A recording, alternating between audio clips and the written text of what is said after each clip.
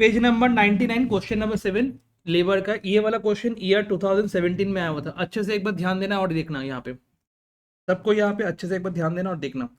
Calculate the total monthly remuneration, calculate the total monthly remuneration of workers A B C on the basis of following information for the month of March 2017।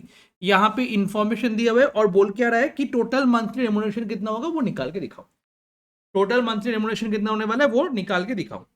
तो first दिया हुआ है standard production दिया हुआ है 2000 units. Standard production कितना दिया हुआ है 2000 यूनिट्स दिया हुआ है। उसके बाद रेट ऑफ वेजेस दिया हुआ है 5 करके, ठीक है। 5 पर यूनिट दिया हुआ है, point to be noted, 5 per unit दिया हुआ है। पिछले जो भी दो क्वेश्चन जब किए थे वहां पे यूनिट में नहीं दिया हुआ था, वहां पे टाइम पे दिया हुआ था।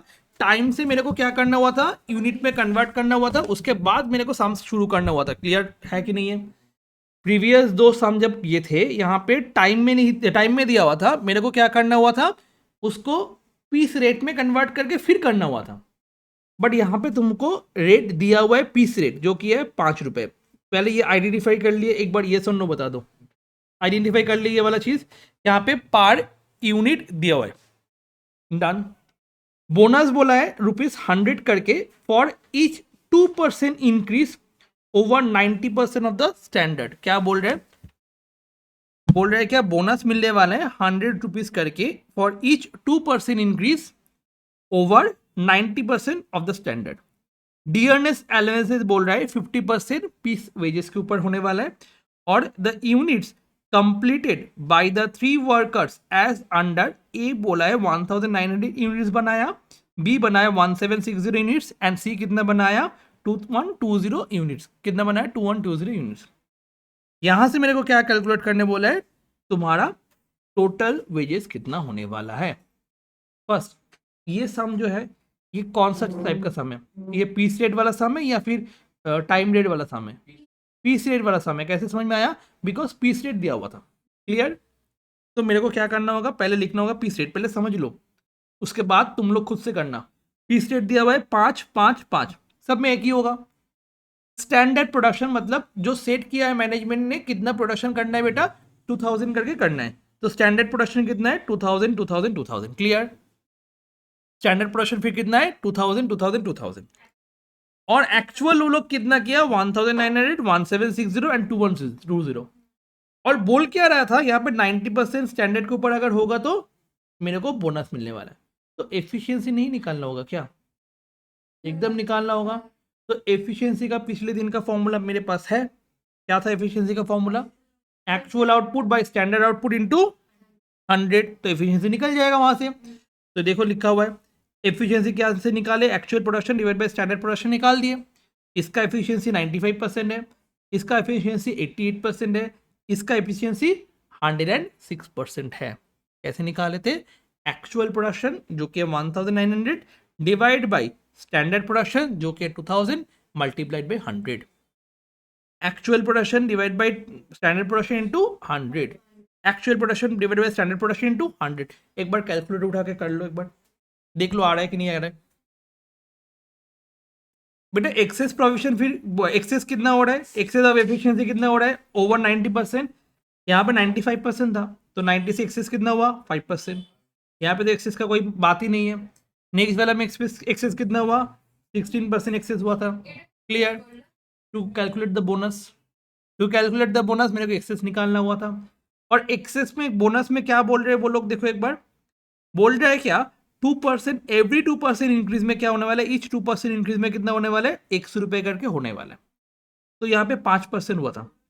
ये सुन लो, बोला था 100 रुपीज करके फॉर 2%, तो 5% के लिए कितना होने वाला है, नहीं समझ में आया।